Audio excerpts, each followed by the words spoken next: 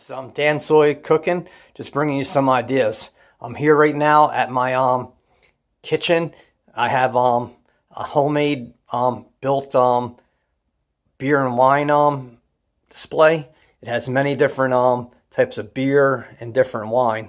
I made it all myself, and it's really easy. You can just get the crates from a liquor store, and usually they're throwing them away. But you can set it up yourself. You can like use a magazine, and then you could use different wines. You can also add a painting, but that's like another do-it-yourself idea. Like I have paintings to the left. I got actually these paintings from a local art store to support the kids. So, and I got these crates from a local liquor store. They were just throwing them away. So the thing I did was just glue everything together, and then you could just collect your wine and your bottles separately. But it makes for a really good idea and centerpiece for your kitchen.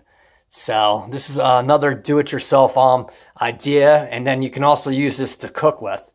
So thanks for visiting my channel. Thanks for watching this video. If you can please subscribe and hit the bell icon. I'll talk to you soon. God bless.